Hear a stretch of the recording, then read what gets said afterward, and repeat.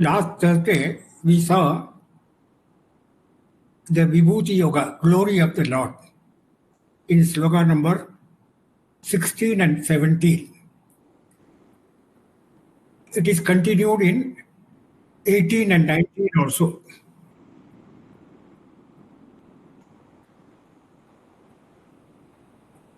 I will read 16 and 17, then we will go take up 18.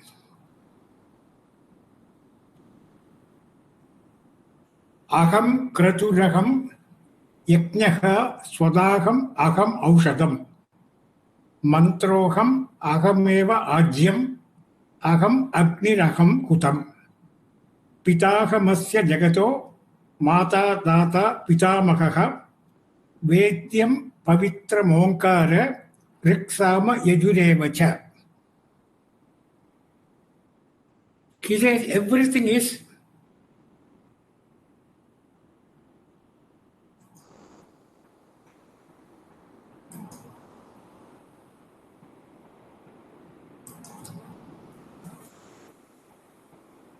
aham, ajyam, aham, hutam.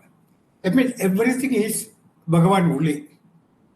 But we are not seeing the inner aspect of the Bhagavan because we are only seeing on the surface. See, on the surface now, when I see somebody, I see his body, I see his inside the body, we can infer that he has got some flesh, blood, bones, etc. But we are not seeing the Antaryami. Antaryami is the witness, Sakshi. That is the same thing when Arjuna asked Lord Krishna, he said, I have taught this to Surya Bhagavan, Vivaswan, that is in the chapter number 4. And then Arjuna asked a question, both of us are born more or less with a 2-3 years difference, and how can you teach to Surya Bhagavan? So what Arjuna was seeing on the Surya Bhagavan, only the splendor, the Jyoti. But he is not seeing inside. Whereas Lord Krishna tells that Lord Surya, Vivaswan, is nothing but inside him is Narayana. So when he says Narayana means he was the first teacher to us. So that is the meaning of Vivaswan. So from Vivaswan, the knowledge came down through the Guru Shishya Parampara, and then it was given to the kings. They are all called Rajarshis, and then it came to our present day Acharyas. So that means the vision between our view and the Bhagavan's view is totally different. So he is now trying to cultivate that we should all have the vision of Antaryami. That here Aham means Antaryami. Antaryami means the one who controls everything sitting inside. In all our hearts, we have that Antaryami.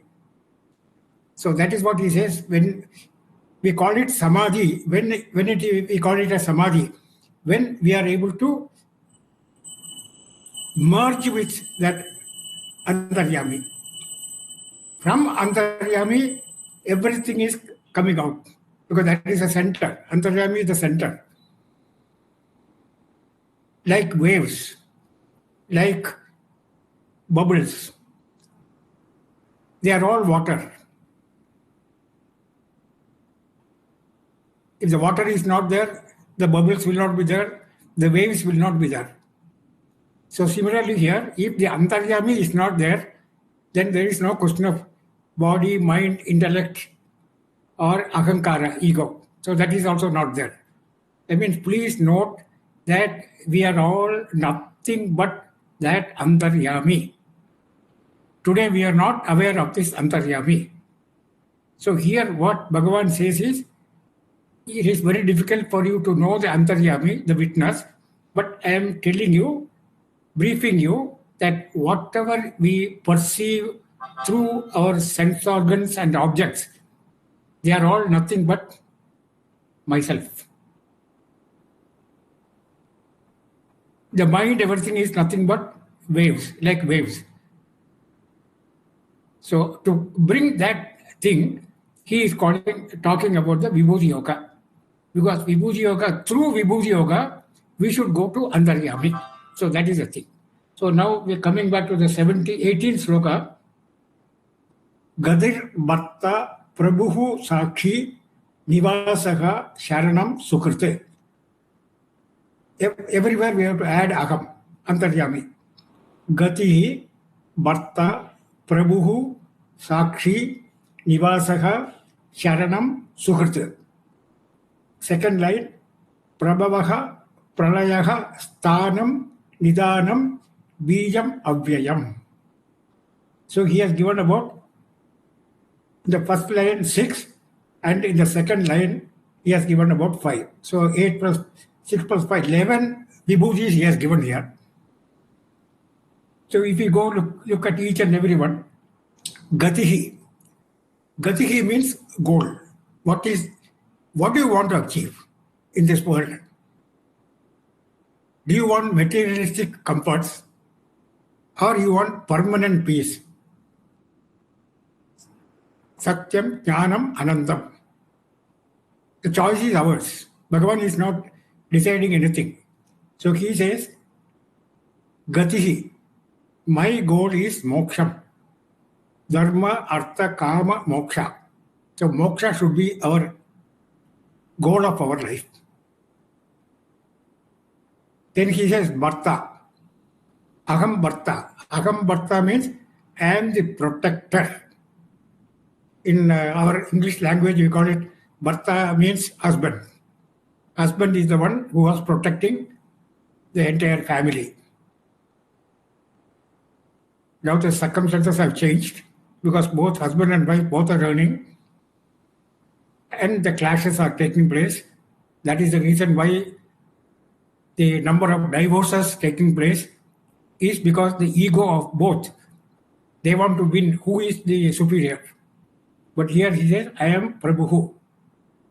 I am Bharta. Bharta means I am the protector. Here it could be the lady, the gender is not very important here. Then he says, Prabhuhu. Prabhuhu means I am the protector, master, because he has got omnipotence. He has enormous amount of power. So with that he can protect everybody. Then Sakhi. Sakshi means witness, Antaryami, I told you. So we think that we can do anything adharmic and get away. But that is not possible because there is, Bhagavan will be watching every activities of ours, whether it is visible or invisible. Even the thought we have in our mind, that is also available to him, Bhagavan. And he will put it in his computer. And according to the Pabam and Punyam, he will give you the next birth. Suppose somebody dreams that I want to fly. Today I am not able to fly because human being. So Bhagavan will say, okay, you have that desire, So in the next birth, I will give you, you will become a bird. Then you can fly. So that means everything is depending upon what we wish, what is our sankalpa, my sankalpa. And Sakshi is one who does not participate in any activities. He just watches, that's all, observes. Whereas in our case, we will definitely interfere in others' matters. Even though we have nothing to contribute, nothing We are not involved at all, but still, as a passerby, we would like to know what is happening. If an ambulance comes to my next door neighbor, we will immediately find out why the ambulance has come. Just witness. No, we don't want to be witness. We want to be involved in all these day-to-day activities. So Sakshi is one who is a witness. And Bhagavan does not interfere in any of these activities, and he is also not partial. He say, oh, he has done a good job, I will give him all the benefits. The other fellow has done all other mas, I will not give him any of these benefits. So Bhagavan is not that way. Bhagavan has nothing to do with from his activities. He is a just witness. Then he says, Nivasaha. Nivasaha means he is the abode for everybody. As I told you, Antaryami. Like a child, after the schooling and all that, after his play in the evening, so he would like to sleep on the lap of his mother. That is his home, Nivasaha, for him. But Bhagavan says, I am the house which is very, very, what you call as comfortable to you, peaceful, no problems, no worries.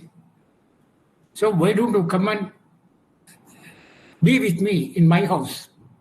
Why do you want to stay in your house? In your house is full of worries, miseries, because you have got so many objects that objects will not allow you to stay comfortably. So Nivasaha. That is why some of the houses are named as Nivas. You have seen, no, naming of the houses. And even when we enter into a new house, suppose I buy a new house, we have a ceremony called housewarming ceremony. So we do some Navagraha Puja, Vastu Puja, Ganapati Homam, and we place one photo of the Lord. That means we see he is the owner of the house. So then only we enter into the house. So that is the Nivasaha. Then he says Sharanam. Suhrt. Sharanam and then Suhrt. Sharanam means total surrender. So we do total surrender to Bhagavan. We are not doing that because we have a doubt whether he will, at time of calamity, whether he will protect me or not. So he says, I am Prabhu. I am Bharta. I am the Sakshi. I am the Nivasaha. I am the Sharanam. Sharanam means surrender. But unfortunately, because of our doubtful mind, Samshayatma pranashyati. Bhagavan Krishna himself says, Samshayatma pranashyati. So we have no conviction. We are lacking in conviction. Then his Suhrt. Suhrt and Mitra, which we have seen in chapter number 6. Chapter number 6, he says,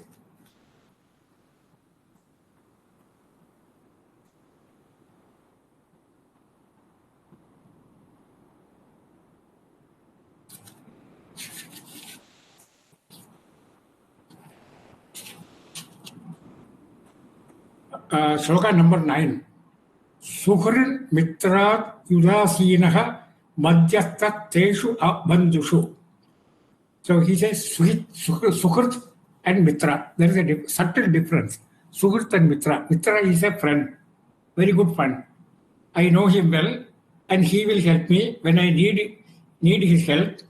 But there is a rider that if I help you, you should help me when I am in trouble. That is a Mitra. Whereas in the case of Suhrt is, he doesn't know you at all. But when you are in trouble, he will come and help you. That is Suhrt. The classical example for Suhrt is Swami Vivekananda. Before his name was Narendranath.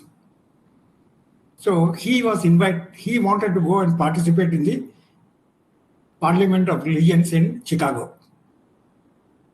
So he went there, and by the time he reached Chicago, he has spent all his money, he has nowhere to go, and he has no introduction, no this thing. So he was actually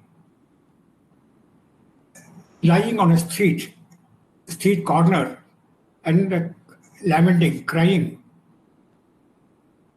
At that time, a lady who was in the opposite flat, she came down and asked Narendranath, "You have come for the Parliament of Religions?" "Yes, but I have no money now. I have nothing. How can I go?" And that is the next day is the Parliament of Religion.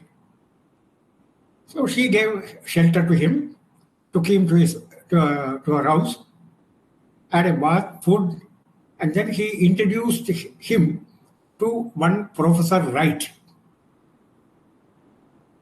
And then they had a conversation. Professor Wright was very happy with chatting with Narendranath. He said, "You are a fit candidate for addressing the Parliament of Religion." But he says, "I don't have any credentials. How can I go and address? Nobody knows me." Then Professor Wright said, "Don't worry. Your credential is like the sun god asking whether I should give light and knowledge. Prakasham, Surya Prakasham. He doesn't ask anybody's permission. He just gives. Similarly is your state today. There is no introduction required for you. You will participate tomorrow." And that's how he became Swami Vivekananda. Where does the help came from him to him? Because he had a firm conviction. That firm conviction means what? That he was with his Antaryami. He was with his self. So there the Bhagavan came in the form of that lady, and that is called Suhrit. So we should, even in our own life, day-to-day life, sometimes it happens. Even from unknown quarters, we get the help. Then we will say, "Yes, Bhagavan came to my help at that time only." But then you forget immediately the next moment. So, Suhrit, we should have some, if you have this bhakti attitude, bhakti is the end of, ultimate end of bhakti is Antaryami, Jnanam. So, Jnanam and bhakti, they are related to each other. So, supreme bhakti is Atma Jnanam, Atma Vidya. So, that is the Suhrit. So, there is no need for doubting Bhagavan will come and help me. No. Some quarters it will come. It could be in the form of your friend, it could be in the form of somebody, or some even somewhere unexpected quarters, this problem, the results comes. So that is the Suhrit. Then he says, so we saw Gatihi, Bharta, Prabhu, Sakshi, Nivasaka, Sharanam, Sukriti.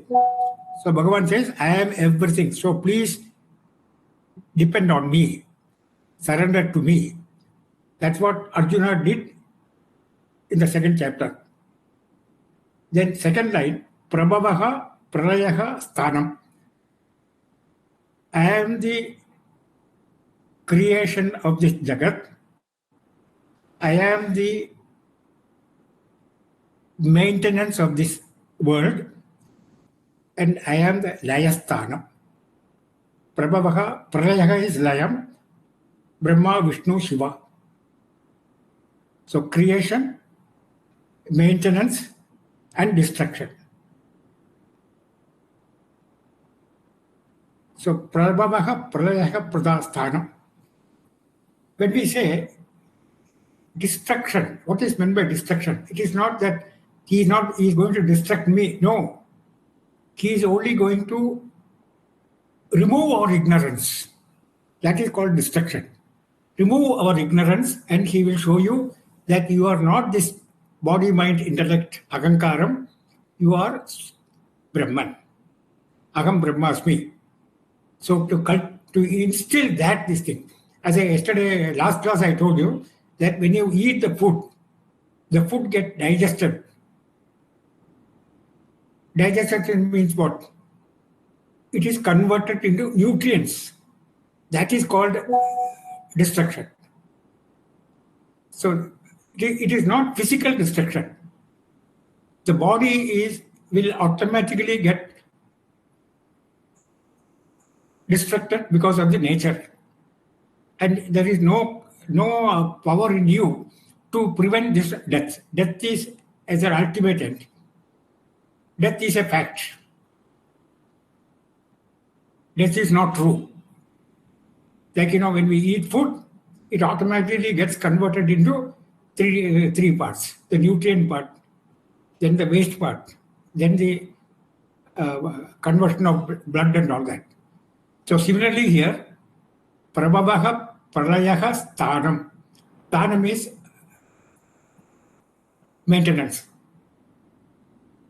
If the maintenance is not there, see the only thing is,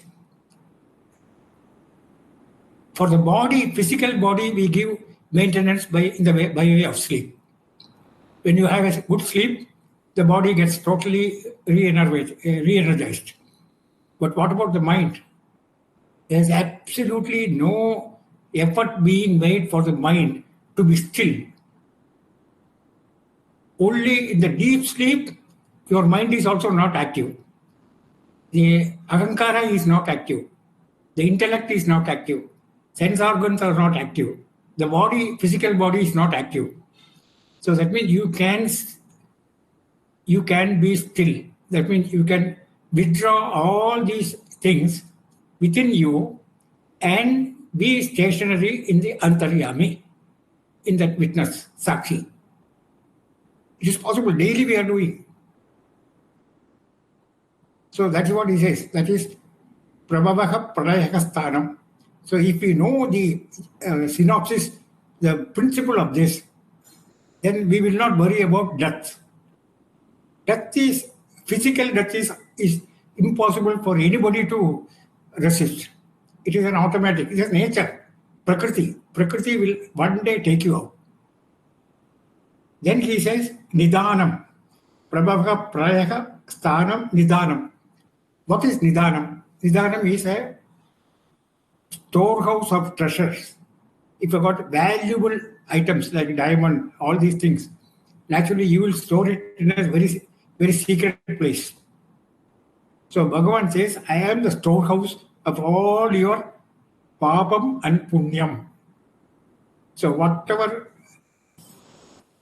merits and demerits you are doing, I know everything. Nidanam. Nowadays, Nidanam can be translated into bank locker. So all our gold items and costly items are now kept in locker. That is Nidanam. Because we are not very safe whether if you keep it in the house, whether it will be stolen or not. But we have a faith in the bank. But nowadays, even the bank lockers are being ransacked.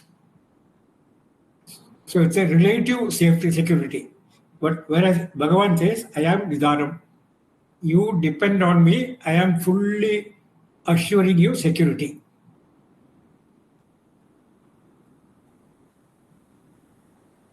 That means we should have that conviction that Bhagavan will protect me.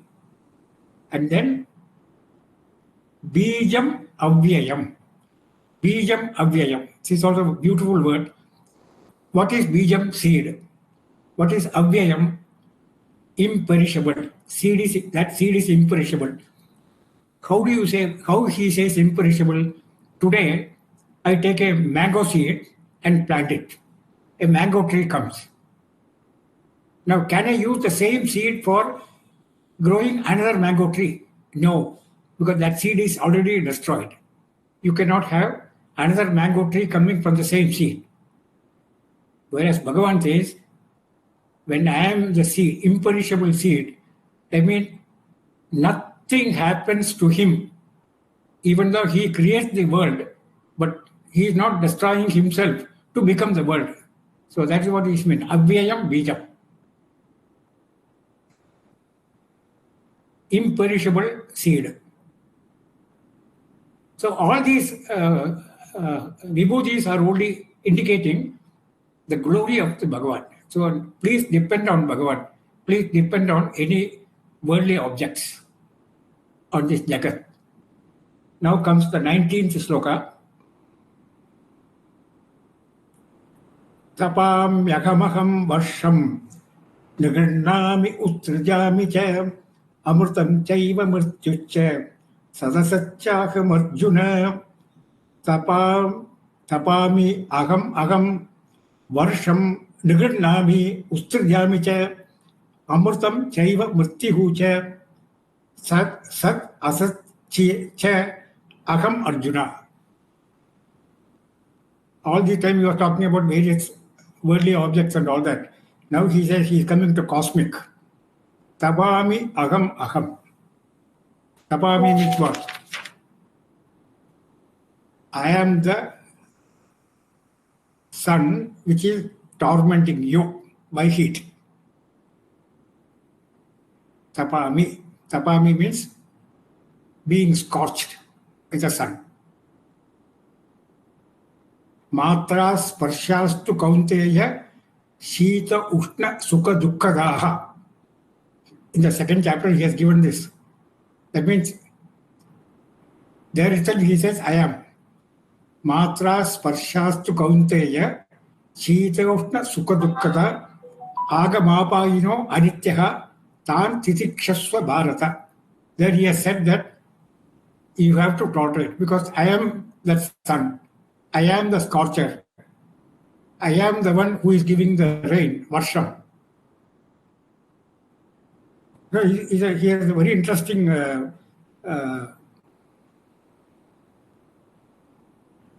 it is little hot, we start complaining. Oh, it's very warm. It was not there like this last year, but this year the summer is very severe. We always say that. Every year we say this. Because every year we are also getting aged. So our resistance is also coming down.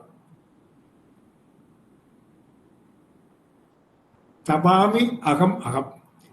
Now imagine if what a wonderful cosmic unit is the sun. The sun is maintained at a right distance from the earth. If it comes nearer by a millimeter, fraction of a millimeter, you can imagine what happens. Heat waves. It will be intolerable. Heat wave. If it goes above the orbit, a few millimeter, then we are all frozen. Like in Siberia, we are frozen. So we should appreciate, that's what Bhagavan says, tapami aham. So that means I am doing good to you because I am creating the rain. I am evaporating the seawater, the clouds are formed, and the clouds are again, if it rains the same ocean, no benefit to anybody. So what he does is he is using the other cosmic vayu, wind. So the wind is blowing that cloud to the place where the rain is required. What a wonderful system. It's all done without any of our efforts. We do pollute the earth. Now they call it seed cleaning of the cloud. We put acid. So that artificial rain. It's nothing but pollution. So Bhagavan says is, I am giving you, I am at the right place, I am at the right distance. So you please appreciate that if I do not give you this sunlight, what happens? See, for example, now we have this cricket stadium, day-night match. How much of energy is required to light that particular stadium for that 6 hours or 8 hours? There are huge towers, 7 to 8 towers. each about 75-meter height, and they are using these halogen lights, each about 1800 watts kilowatt bulbs. Whereas in the daytime, the sun is giving you that light, which is free of charge. Nothing is being charged. Now I was told in Karnataka cricket stadium, Chinnaswamy Stadium, they are going to use solar panel for lighting. They have spent already some 6-7 crores. So I think next year or something, the stadium will be ready with solar this energy. What he says is, Bhagavan says is, I am the cosmic power which is beneficial to you. Don't complain. And Ramana Maharshi used to give an anecdote, which I think I have told you earlier. There was one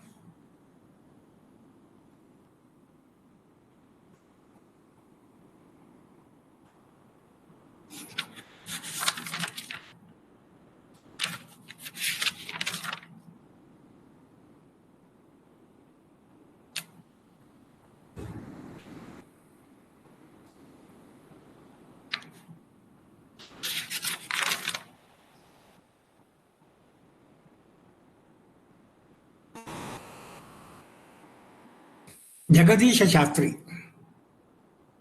Jagadisha Shastri was a great devotee of Ramana Maharshi. I think he was there during his younger days itself. And Ramana Maharshi used to call only two people by name, Jagadisha, one, and the other is Sundaresha, T.K. Sundareswarayar. There are only two people called by name by Ramana Maharshi. So this Jagadisha Shastri, for some purpose, he has to go to Bombay, and he was staying with a great devotee of Ramana Maharshi, some Chimanlal Yogi, in the month of May. So the Chimanlal said, let us go out to meet a friend of mine. You come with me. And it was about 12:30 or 1 o'clock in the afternoon. Heavy summer. And the roads were all tar roads. And this Jagadish Shastri went on talking with that guy, and then they reached a place. But in the meantime, the tar was melting, and Jagadish Shastri was walking without any complaint. Then this Chimanlal saw the barefooted nature of this Jagadish Shastri. I said, I am very sorry. I should have given you a chapel, or I should have given you a shoe or something. We'll go back in the auto rickshaw. Jagadish Shastri said, no, there's no need for me. I have been given Surya Raksha by Ramana Maharshi. Surya Raksha. Surya Raksha means what? Protection from problems of sunlight, heat.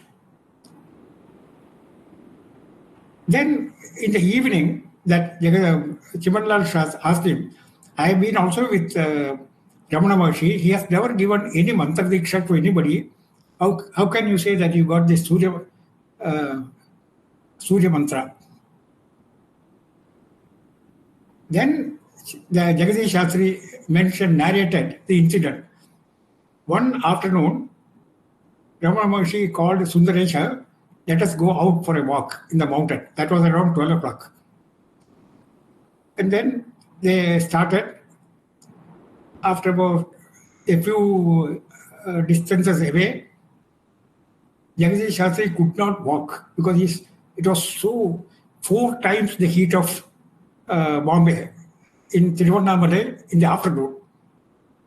And his leg was burning, the foot was burning. Then Ramana Maharshi saw him, because Ramana Maharshi goes without chapel and all that. Then he told him, I give you a mantra. You recite that mantra. Suryoham. Suryoham means, I am the sun. Does the sun have heat? Heat effect? Jagadish Shastri said no. So once you become a sun, then you can walk comfortably because there is no heat. And Jagadish Shastri has no way because he asked him, where are we going? We are going to that Skandashram. Skandashram is another half an hour from there, half the distance. So he is forced to recite that Suryoham mantra and then reach the place comfortably without any problem. And that mantra, Suryoham mantra, stayed. He could absorb that mantra because it has been given by Ramana Maharshi, and that too when he was in difficult time, and that stayed with him. And afterward, Jagadish Shastri has not put any chapel and all that. The moral of the story is that you become that sun. Here also what he says, Antaryami. You become that Antaryami. Agam Brahmasmi. If you become your Antaryami, self, myself, Atmajnanam, that is called Atmajnanam, then you will never be affected by any of these samsara dukkha's. Today we are all having samsara dukkha because we have no faith in that self, in that Atmajnanam. We have a doubt. We have a doubt.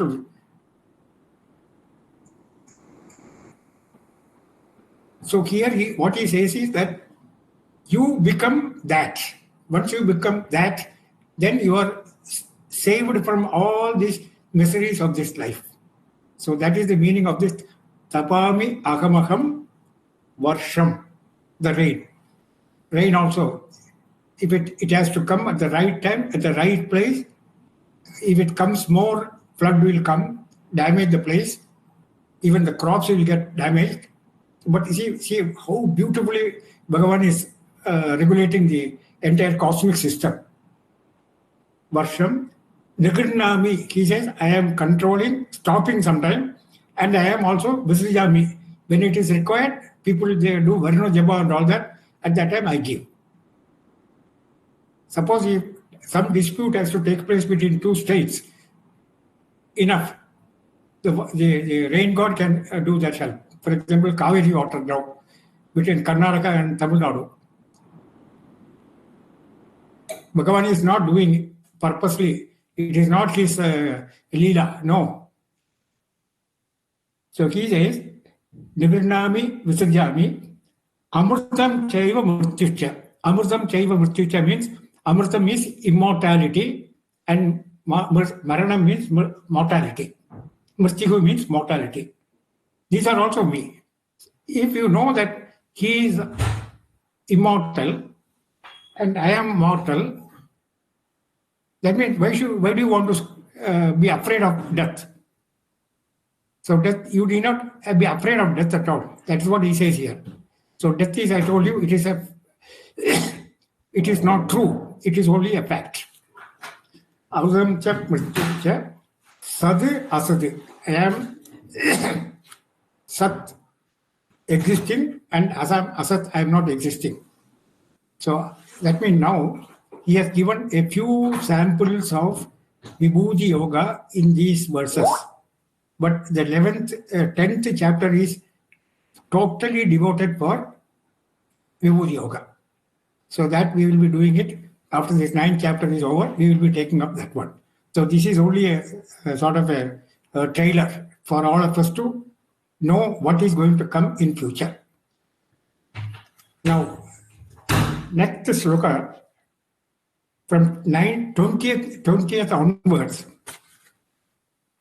he is talking the importance of bhakti.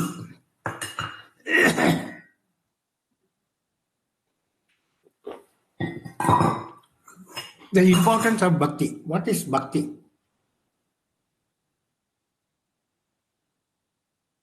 There are two types of bhaktis. One is sakama bhakti and the other is the nishkama bhakti. Sakama bhakti means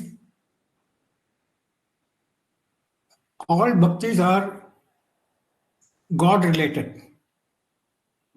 They are not nastikas, they are astikas.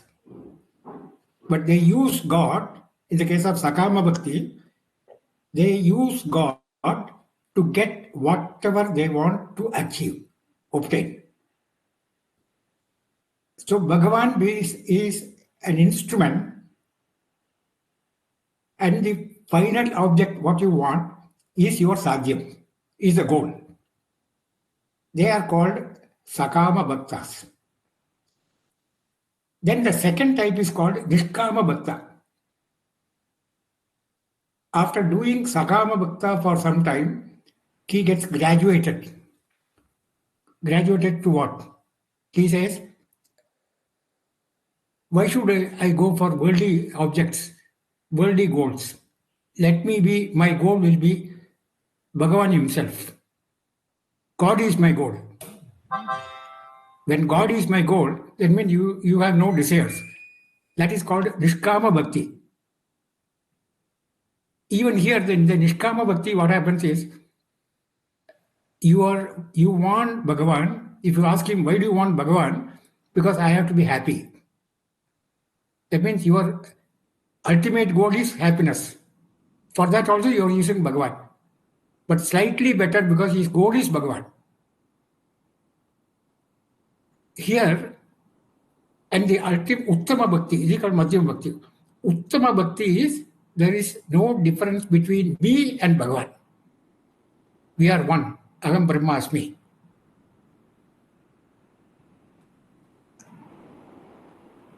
For Uttama Bhakti, we have the example of Saint Tyagaraja. Saint Tyagaraja lived for 79 years and he is the author of so many music lyrics. I think he has written more than 24,000 lyrics or something. And he has written 96 crores namas, Ramanama. 96 crores Ramanama. When he completed 1 crore, it seems he could have the darshan of Rama, Lakshmana, Bharata, Shatrughna, Sita, Sameta in his house. He had the darshan. So his bhakti started culminating into ecstasy. That means he doesn't think of anything else other than Rama every time. He was in Tanjavur. In Tanjavur, there was a king. At that time, it was a kingly distinct. The name of the king is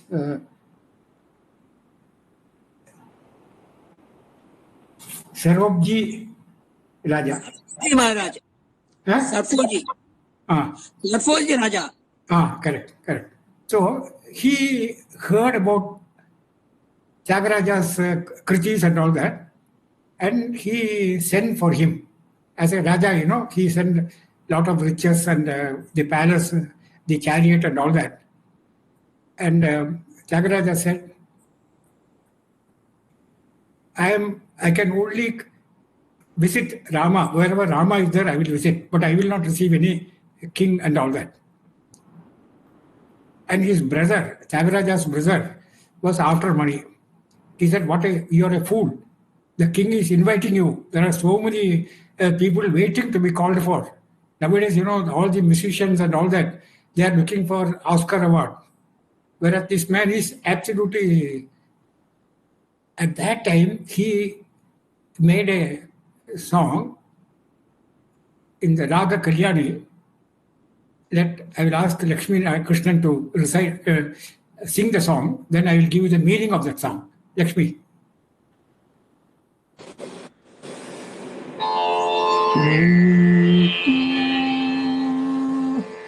Niti chala sukhama Ramuni sannidhi seva sukhama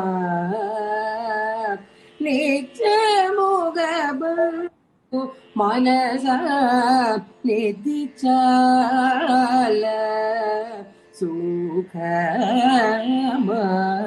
Ramuni sannidhi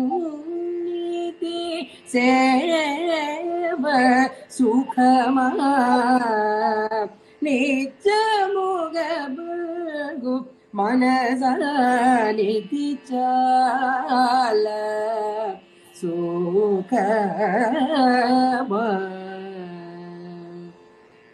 Dadinavani Kshiramuno Ruchiyo Dadinavani Kshiramuno Ruchiyo Dasharati Janabadane Sudara Jabu Rujo Dasharati Janabadane Sudara Jabu Rujo Nidichala Sukhama Ramuni Sannidhi Seva Sukhama Nityamugavu Manasa Nidijala Sukhama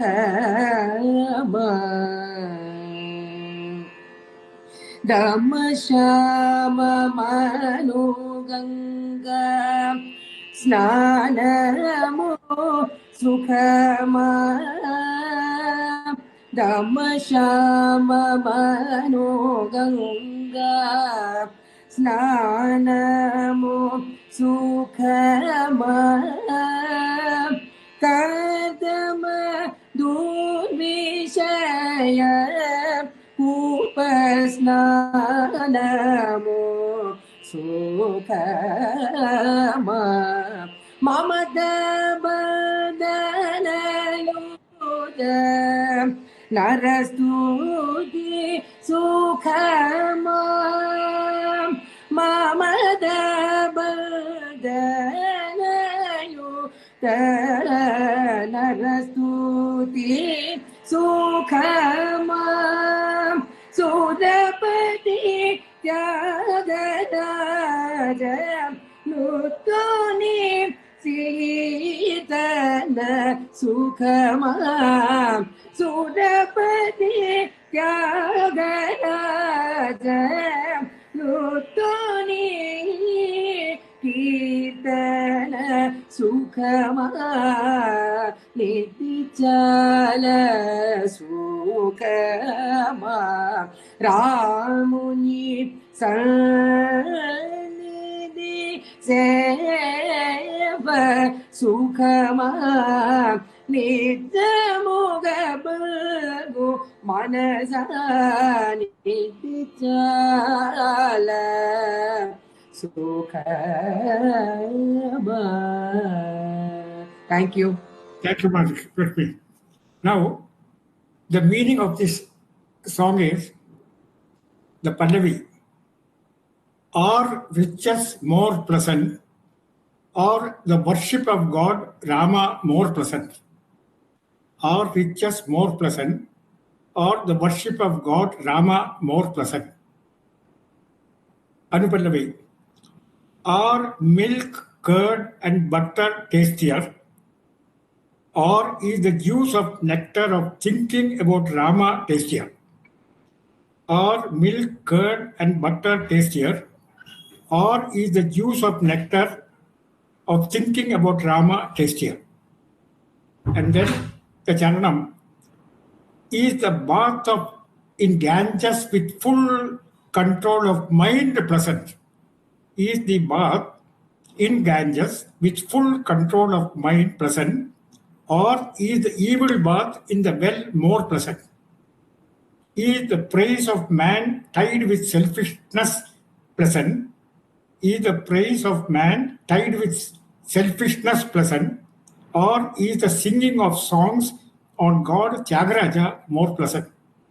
Or is the singing of songs on God Tyagaraja more pleasant? So you can see the intense devotion, bhakti of Jain Tyagaraja. All his songs are like a conversation. So that is why he is called a saint, Saint Tyagaraja. He refused to go to what you call as to the king. And the king had some stomachache, incurable stomachache. Then he knew the greatness of Saint Tyagaraja, and he met Tyagaraja at his place, and his stomachache problem got cured. So that is the effect of Jivan Muktas. You can call it saints. So we should have such good darshanams of these people. So these three types of bhakti, Uttama Bhakti, Madhya Bhakti, Adhama Bhakti. So that means he is now going to talk about Sakama Bhakti, Nishkama Bhakti, and Uttama Bhakti in these next 9 slokas from 20th to 29th.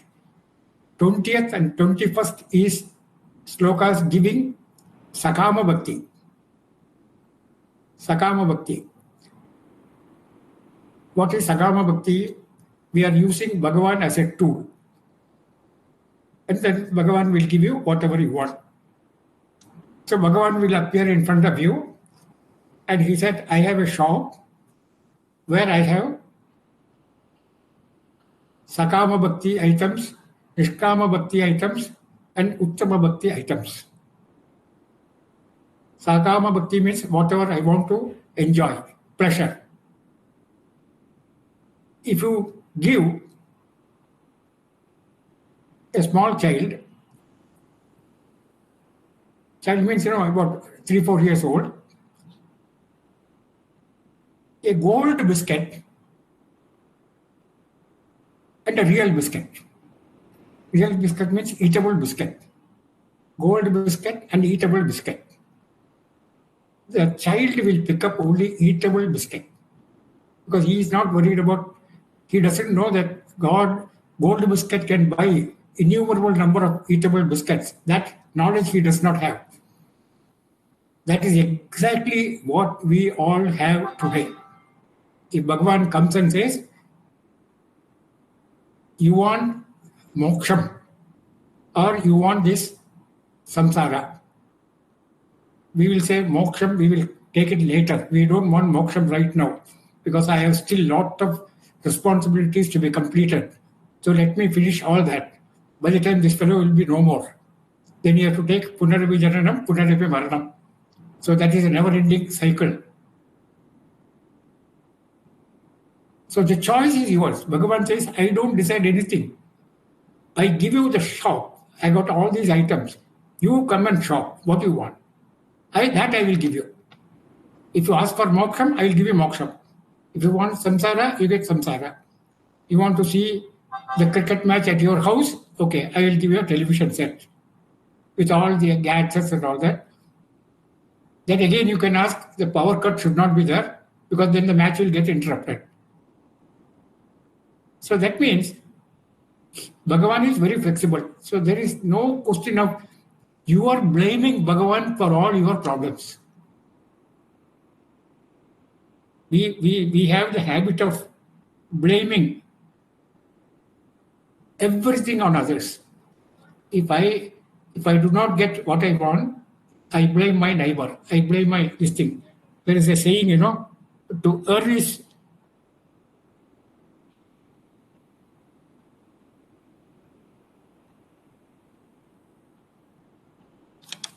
err is human. But to blame someone is more human. To err is human, but to blame someone is more human. So, world is an eatable biscuit, but God is the golden biscuit. So now the choice is yours. Whether you want a golden biscuit or an eatable biscuit, that is the world. So we will take up this sloka number 20 and 21 in the next class. Om Purnamada Purnamidam Purnat Purnamudachyate Purnasya Purnamadaya Purnameva Vashishyate. Hari Om Sri Gurubhyo Namaha. Hari Om. Thank you.